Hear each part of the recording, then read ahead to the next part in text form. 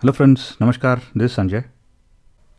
In today's video, we will be solving the 30 mathematics questions from the paper 1 that was conducted on the 7th of January of 2022 as part of the CTET December 2021 examination. And in this series, we will be solving 690 questions per subject. And all these videos will be available both in English and Hindi versions on our channel. So let's get started. Dinu starts his spice business and he buys 10 kgs of turmeric powder, 8 kilos of chilli powder and 15 kilos of coriander powder. He makes small packets of 20 grams each of the spices. So how many small packets of the spices he prepares to sell? So first of all, add up all the spices that he has bought. So it will be 10 kilos, 8 kilos and 15 kilos. So if we add these together, we will get 33 kilos. Now this is in kilos. So to get it in grams, we have to multiply it by 1000. So then we will get 33,000 grams. Now he is making small packets of 20 grams each. So which means that we have to divide this by 20. So it will be 1650. So which means that he can make 1650, that is 1650 packets of 20 grams each from these three items, 10 kilos, 8 kilos and 15 kilos. So the correct answer is 1650. The chart shows the height and weight of 5 teachers of a school. Which of the following statements is correct? Vineet is longest but his weight is less than Aman. So Vineet is at 6 feet 1 inches and Aman is at 5 feet 10 inches. So Vineet is the tallest in this group. So this part of the statement is correct. But his weight is less than Aman. So Aman is at 67 kilos and Vineet is at 72.5 kilos. Therefore, Vineet's weight is also more than Aman, right? So this statement is incorrect. Rohini's height is 6 inches less than Kavita's height. Rohini's height is 4 feet 10 inches. Kavita's height is 5 feet 2 inches. So the difference here is 4 inches, not 6 inches. Therefore, this statement is also incorrect. The sum of Radhika and Vineet's weight is less than the sum of Aman and Kavita's weight. So let's see what is Radhika's weight. Radhika's weight is 55.5 kilos. What is Vineet's weight? Vineet's weight is 72.5 kilos. So 0, 8 and 12. So that will be 128. And what is Aman's and Kavita's weight together? So Aman's weight is 67 kilos. And Kavita's weight is 60 kilos. So this will be 127. So the sum of Radhika and Vineet's weight is more than the sum of Kavita and Aman's weight and not the other way around. So this statement is also incorrect. So we are left with only one option which has to be the correct answer. But let's check this out. It says Rohini's weight is 3/4 of Kavita's weight. So what is Rohini's weight? Rohini's weight is 45 kilos. So let's write 45 here. And what is Kavita's weight? Kavita's weight is 60 kilos. So that will be 60 here. So 15 3s are 45, 15 4s are 60. So 3 by 4. So this statement is correct and option 4 is the correct answer. The perimeters of two equilateral triangles ABC and PQR are 15 centimeters and 30 centimeters respectively. Which of the following statements is correct about their interior angles? So now what are equilateral triangles? Equilateral triangles are triangles where all the three sides are equal. So if ABC has a perimeter of 15 centimeter, it means that ABC will have 5 centimeters, 5 centimeters, 5 centimeters as the three sides. And if PQR has a perimeter of 30 centimeters, then it will mean that it will be 10 centimeters, 10 and 10 centimeters respectively. Now, which of the following statements is correct about their interior angles? Each interior angle of ABC is less than the interior angle of PQR. This is incorrect because if they are equilateral triangles, then the interior angles of the triangles will be 60 degrees irrespective of their perimeter. Therefore, this statement is incorrect. Next, each interior angle of PQR is half the interior angle of ABC. This is also incorrect as you can see in these pictures. The interior angles of ABC and PQR are equal. Now this statement is correct and each interior angle of PQR is double of the interior angles of ABC. This is also incorrect because for any equilateral triangle, all the three angles will be 60 degrees, irrespective of the size. Therefore, only statement 3 is correct. Amongst the following shapes, the shapes that will look exactly the same on a half turn are which of the following? Now, first of all, we have to understand what is this half turn. Right? So, a full turn is 360 degrees. So, a half turn will be 180 degrees. So, if we turn any of these shapes 180 degrees, which of these shapes will look exactly same as what they did before we turned it? So, if we turn a square 180 degrees so that this side comes here, then it will look exactly same. If we turn a triangle 180 degrees, then it will not look the same. If we turn a rectangle such that this side comes here, that is 180 degrees, then it will look the same. And even a parallelogram, if we turn it 180 degrees, it will look the same. Therefore, all these shapes will look the same except the equilateral triangle. Therefore, all shapes except equilateral triangle is the correct answer. The average of 5 consecutive natural numbers is 15. What is the sum of the first and the last numbers? Since we are dealing with 5 consecutive natural numbers, then the average of 15 means that the middle number in these 5 consecutive numbers will be 15. Therefore, there will be 2 numbers after 15 and 2 numbers before 15. So, here it will be 16 and this will be 17. Here it will be 14. Here it will be 13. So, if you add up all of these and divide them by 5, you will get 15 as the average. Now, the sum of the first and the last numbers. So, we have to add 13 and 17. So, if we add 13 and 17, we will get 30. Therefore, 30 is the answer here. Vishal uses 30 ml of cooking oil at a time. He cooks 3 times in a day. How much oil will he use if he cooks for 4.5 months? Take 1 month is equal to 30 days. So, first, how much oil does he use in a day? Right? So, he uses 30 ml every time. So, it is 30. And he cooks 3 times in a day. So, into 3. So, we'll get 90 here. And how many days do we need to calculate? So, it is 4.5 months and each month is 30 days. So, for convenience, let us do it this way. So, we'll do 30 days into 4 months, which is 120 months, and 30 days into half a month. So, it is 15 days. So, it will be 135 days. So, now, how much oil does he use for 135 days at the rate of 90 ml per day? Right? So, he uses 12150. Now, 12150 is in ml and we have to convert it into liters. So, 12150 divided by 1000 and we have to put a point here. So, which means that it is 12 liters and 150 ml. So, the answer is 12 liters and 150 ml. On a holiday, Mary wakes up at 9 am. So, this is 9 am and she eats lunch at 2 pm. So, this is 2 pm. Which of the following angles are made by the hands of her clock respectively at the about 2 times? So, at 9 am, you can see that the hands of the clock are at a right angle. So, the first option has to be right angle. So, we can eliminate this because it says acute angle here and we can eliminate this because it says obtuse angle. Next, at 2 pm, you can see that this is less than 90 degree. Therefore, this is an acute angle. So, it has to be acute angle. Therefore, option 4 is the correct answer. Rekha learns to make a cube using paper folding. She has 12 cubes. Each of the side is 10 centimeter. Now, she needs a big box to keep all these cubes. What should be the volume of the big box so that all the small cubes can be kept in it without leaving any empty space? Now, this is a very simple question.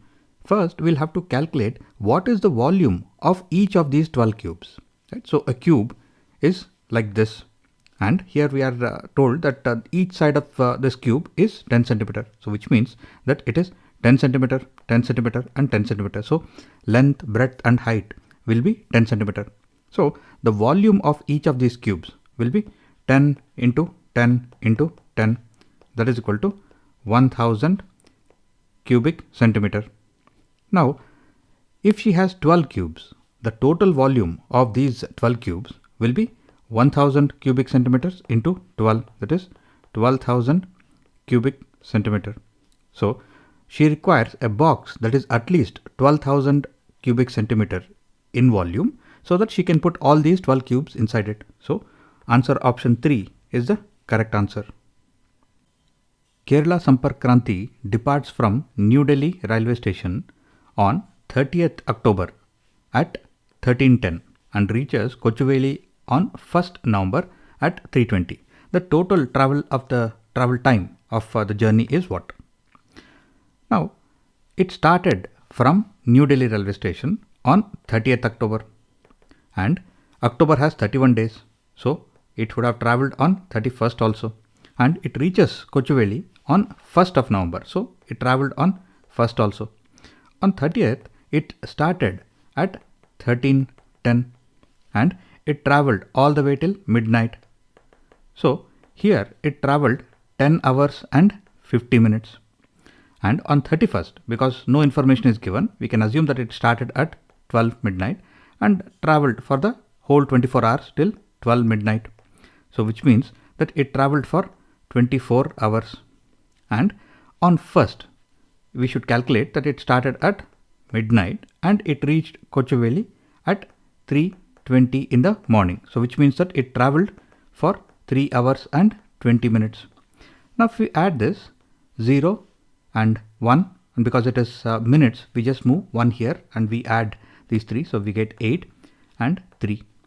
So which means that the train traveled for 38 hours and 10 minutes. So option 3, which is 38 hours and 10 minutes, is the correct answer. What is the difference between the largest and the smallest of the following numbers? So here we have been given 4 numbers. So now if we quickly compare all these 4 numbers, we see that 1101 is the largest and 1001 is the smallest. So we have to find the difference between these two numbers. So 1101 minus 1001. So that will be 100. So answer option 4 is the correct answer here. Here we have to identify what is the next number in the given series. So we are told 2, 1 half and 1/4. So if you see 2 divided by 2 is 1, 1 divided by 2 is half and half divided by 2 is 1/4. Therefore, to get the next number, we have to divide 1 by 4 by 2. So we can multiply this by 1 by 2. So we get 1 by 8. So the next number here will be 1 by 8. So option 3 is the correct answer. The rate list of some fruits is given below and we have to identify which of the following statements is not correct. The first one is price per kg of banana and guava together is more than the price of mango. Now what is the price of banana? The price of banana is 60. So let's put 60 here. And what is the price of guava? The price of guava is 45. So this adds up to 105. And what is the price of mango? Mango is 75. Therefore, the price of banana and guava together is definitely more than the price of mango. So this statement is correct. Then orange price per kg is 3/4 of mango price. So what is the price of oranges? Orange is 50. So let's put 50 here. And what is the price of mangoes? Mangoes is 75. So let's put 75 here. So now 25 twos are 25 threes are. So the price of oranges is 2/3 the price of mango, not 3/4. Therefore, this statement is incorrect. Next, look at the other two statements. The price per kg of banana and mango together is equal to the price of apples. So what is the price of banana? Banana is 60. So let's put 60 here. And what is the price of mango? Mango is 75. So 75, which means that this will be 135. And what is the price of apples? Apples is 135. Therefore, 135 is equal to 135. So this statement is correct. And apples are 3 times costlier than guavas. Right? So what is the price of guavas? Guavas are 45. So 45, and because we have to see what is 3 times. So 45 into 3. So it will be 135. So apples are 135, which means that apples are 3 times costlier than guavas. So this is also a correct statement. And since we have to identify which statement is not correct, that is option 2. Here we have been given a problem that we need to solve and find the answer. So we can use the BODMAS rule here. That is, first let's look at any braces or brackets. There are no braces or brackets, so ignore this. Then are there any orders or powers? There are none, so ignore this. Then is there any division? Yes, there is a division here. So we have to divide that first. So this will be 18. And then are there any multiplications? Yes, there are 2 multiplications. The first one is 24.4 into 5. So this will be 122. And then there is another multiplication here, which is 25.5 into 4. So this will be 102. So this problem can be rewritten as 122 minus 18 minus 102. And we have to find the answer. So if you look at both of these, this is 120, which means 122 minus 120. So the answer will be 2. So option 3 is the correct answer here. What should be subtracted from the sum of 99090, 90990 and 90099 so that the result will be 250000? Now to understand this problem, let's substitute the numbers. So what should be subtracted from the sum of 1, 2 and 3 so that the result will be 4? So which means that 1 plus 2 plus 3, the sum, what should we subtract from here so that we get 4 as the answer? So which means that if this is 6 and minus what should we subtract is equal to 4. So if we subtract 4 from 6, then we'll get what should be here, and what should be here is 2. Similarly, if we add 99090 plus 90990 plus 90099.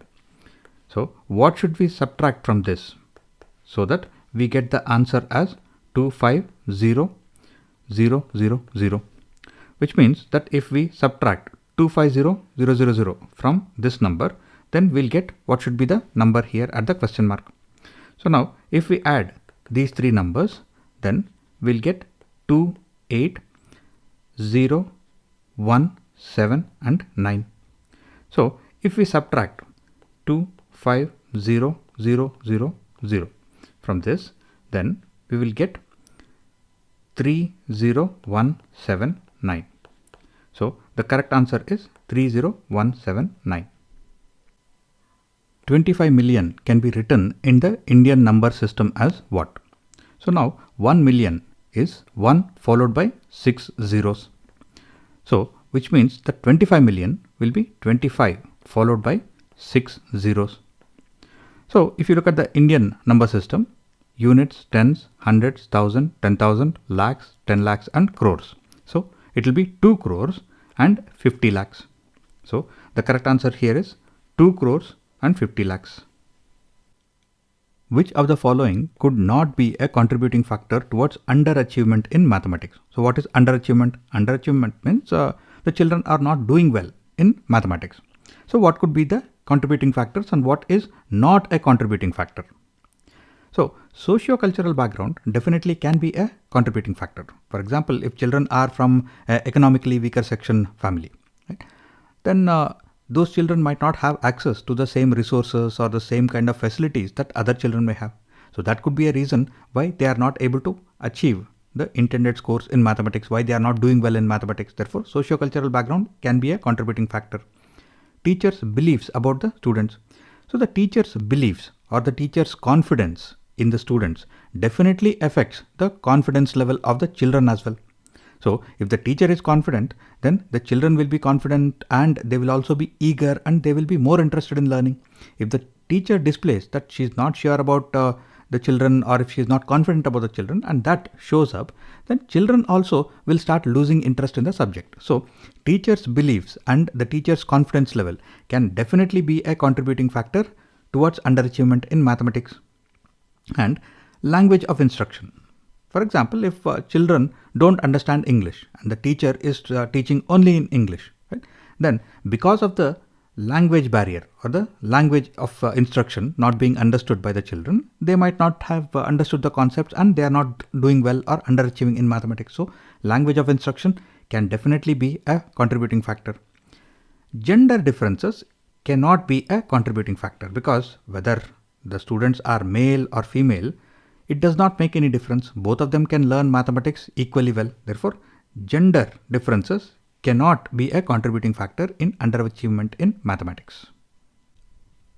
As per the NCERT, which of the following is not one of the expected learning outcomes from grade 3 learners? Now there are two ways of addressing this problem. One is if you are familiar with what are NCERT's guidelines on the syllabus for various grades, then you will be able to identify which of them is the correct answer. Or you can also use a much more simpler method and see what are the mathematical processes that are used in the options. The last one is simple multiplication, 2 into 3 and 3 into 2, and this is definitely taught at grade 3. Therefore, this cannot be the not option. And if a bus can carry 40 children, how many children can 3 buses carry? So this again is a simple multiplication of 40 into 3. So multiplication is definitely taught at grade 3. Therefore, this also cannot be the answer. And identify the next letter in the sequence. Now this is a pattern, right? A, B, C, D, E, F, G. So that way the alphabets are skipping 2 alphabets in the middle, and patterns and pattern recognition is definitely taught at grade 3. Therefore, this also cannot be an option. Now the first option says prove that 1 by 3 is the same as 2 by 6. Now these are fractions. Fractions are typically taught from grade 4 onwards and not at grade 3. Therefore, fractions is not one of the learning outcomes for grade 3. Which of the following is the most appropriate strategy for a teacher to use in an introductory class on division? So you are trying to introduce the concept of division at a primary level. So which of these options is a good example? Now the example has to be simple, the example has to be clear, and the most important factor here which will help you answer this question is the example has to be something that the children can relate to, something that they have experienced in their real life. Now the first one is, what is the meaning of 10 divided by 2? Now if they don't know the concept of division, how can they answer what is the concept meaning of 10 divided by 2? So this is not a good example. If you try to divide 100 books among 3 people, how many books will be left with me? So now you are not only talking about the concept of division here, you are talking about division with a remainder. Therefore, this is definitely not a good example.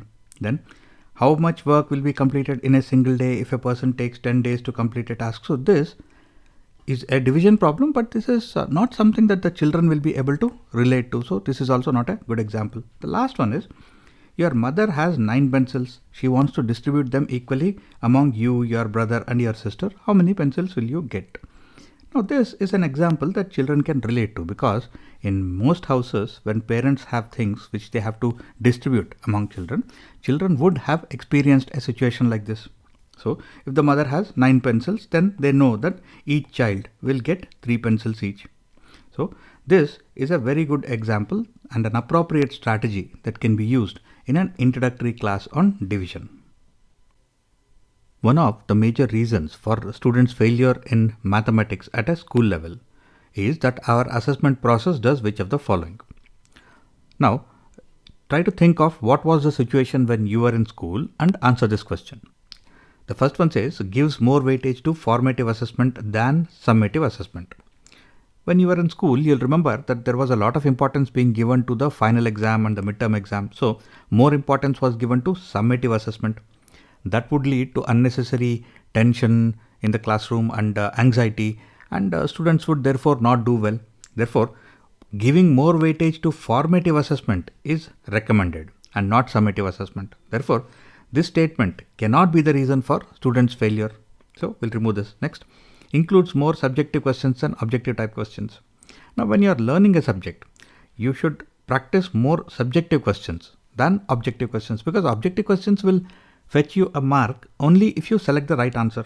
Whereas in subjective questions, you will get marks for the steps, for the process, for the formula, and not just for the final correct answer. Therefore, subjective questions are good when you are learning the subject. Therefore, this cannot be the reason for failure.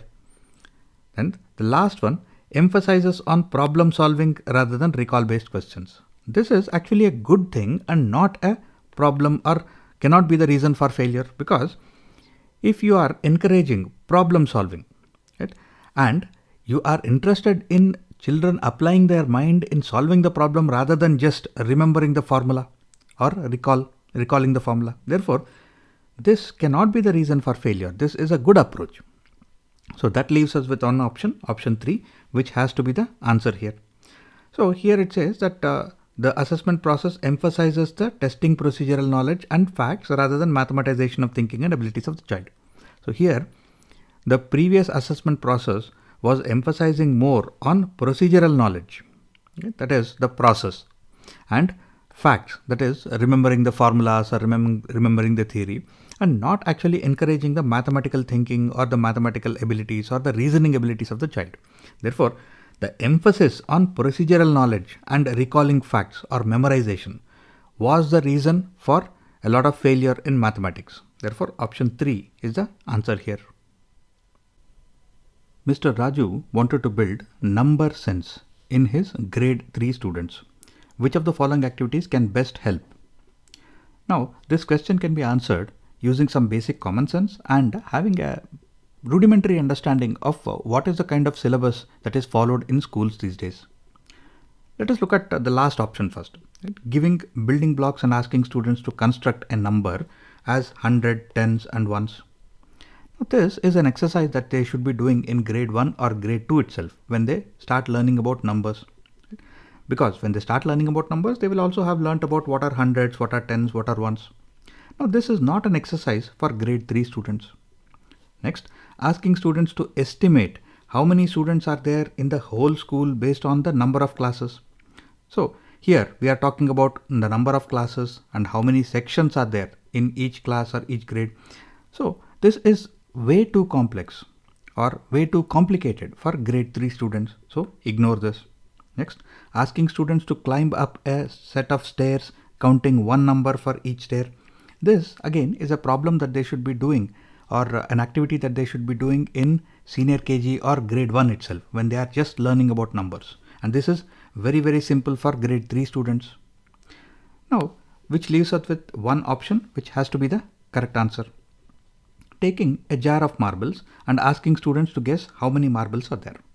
Here, students have to look at the jar of marbles, and they should have an idea as to what is the size of each marble, and then they are using some mathematical thinking to estimate how many marbles can be put into that jar.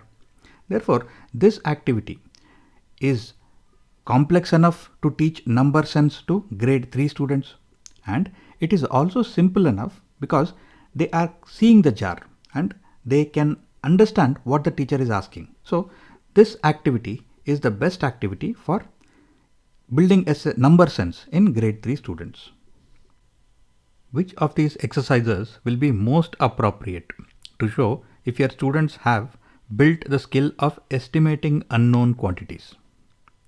The simplest way to answer this question is look at all of these problem statements and see which one of them has an unknown quantity, which cannot be found by Googling or which cannot be found in any textbook. Now the first one says add two given numbers mentally and give an approximate answer. If you add these two given numbers, then you definitely come up with an answer. This is more of an approximation that you're asking for, and this is not an unknown quantity. So this cannot be the answer. Next, measure the length of the table using an inch tape. There is a specific table that you're trying to measure, and you are measuring with it with an inch tape. So you will come up with a specific length of the table. So this is not an unknown quantity. Next, guess the approximate distance from the Earth to the Sun. Now, the exact distance from the Earth to the Sun is already known. You can just Google for it. So again, this is an exercise in approximation and not an unknown quantity. Therefore, this also can be eliminated. The last one says come up with the likely number of children in your colony. Now this is an unknown quantity because you don't even know how many houses are there in your colony.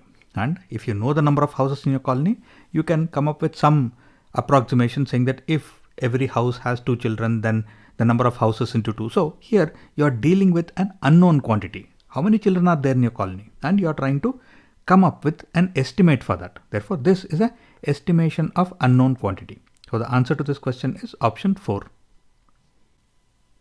Which of the following is not a mathematical process? In one of the previous question paper videos, we already discussed how there are many processes in mathematics. Some of the basic processes are addition, subtraction, multiplication, division, right? And there are also other processes such as optimization, visualization, comparison, etc. So rote memorization is not a mathematical process. Now you have to pay attention to the fact that there is the word rote here, because simple memorization is a mathematical process, because if you are memorizing, say, tables, right, which means that you are remembering some information. But memorization means that you understand what you are memorizing. Right? If you memorize the 2 tables, it means that you know the concept of multiplication, but you are memorizing the 2 table for convenience. However, when you add this word rote, which means that you don't understand what you have memorized. You have just memorized it without understanding what it is. So rote memorization is not a mathematical process. Rote memorization is called ratta marna in Hindi, whereas memorization is yaad rakhna. So ratta marna is not a mathematical process. Mr. Javed is introducing the concept of multiples. He has planned 3 learning activities. So we have to order these activities in the most appropriate sequence to build the concept well. Now, when you read the 3 options, the third option is a hands-on activity. Right? Take a lot of 2 rupee coins and make stacks of 1 coin, 2 coins, 3 coins, etc. So now here you are dealing with some physical objects, and the best way to learn any concept or any theory is to have a hands-on physical activity. So 3 is the best way to teach the concept of multiples. Now, if we say that 3 is the best way, it means that the answer choice should have 3 in the first place. So we can eliminate options 1 and 3. Now, the next one is explain the multiples are formed by skip counting of a number. So here we can use the concept of patterns to teach about multiples. For example, if I were to teach 2 tables, it will be 2, 4, 6, 8, 10. So here we are skipping the middle number. Here it will be 3, 5, 7, 9. So by showing that skip counting can be used to write multiples, you are giving them a pattern which they can remember and recognize. So this is the second best option. So the correct answer should have 2 in the second place. So here only the last option has 2 in the second place. Therefore, this has to be the correct answer. And the third activity is to write the multiples of 2 on the blackboard. So you are writing all of these multiples on the blackboard and you are relating each of them to a real life example. So that is also a good activity, but among the 3 activities, that comes at the third place. So the correct answer here is option 4. Which of the following preparatory activities is most suitable before teaching the concept of area? That is, before children in the classroom are familiar with the concept of area. Which of these activities can be conducted? So we have 4 activities here. We have to identify which of these 4 activities is the simplest, because it comes before teaching the concept of area. Now the last one is asking students to count the number of unit squares in a 2D shape. So if the shape is a triangle, then you have squares on this triangle, but some squares are not complete, right? So how do you calculate or how do you count the number of unit squares on this triangle? So it is a little complex activity, right? So this cannot be the easiest activity. Next, asking students to divide 2D shapes into smaller equal pieces. So this might look simple, but how do you divide this triangle into smaller equal pieces? So you can do one division like this, and then how do you divide these 2 pieces into smaller pieces? So then you will have to have an idea about what area is all about, so that you can make sure that the pieces have equal area. So this is a complex activity and cannot be taught before teaching the concept of area. Next, asking students to find the perimeter of various shapes. Now, if students don't have an idea about the concept of area itself, then asking them to find the perimeter is probably quite complex. So this cannot be a simple activity. Next, asking students to superimpose 2D shapes and compare the sizes, which means that you have a square on which you superimpose a triangle, on which you superimpose a circle. So you can superimpose 2D shapes and try to compare the sizes of these different shapes. So you are just introducing the idea of what area is all about. So option 1 is the simplest activity among these 4 activities, and that is the most suitable one before teaching the concept of area. The sum of any two whole numbers is a whole number. This property of whole number is referred to as which of the following? Now, this is the closure property of whole numbers. For example, 3 plus 4 will be 7. So 3 is a whole number, 4 is a whole number. So which means that the sum of two whole numbers will be a whole number. And distributive property is something like this, where if we are trying to multiply 2 into 3 plus 4, then we can distribute this 2 as 2 into 3 and 2 into 4, and the answer will be same.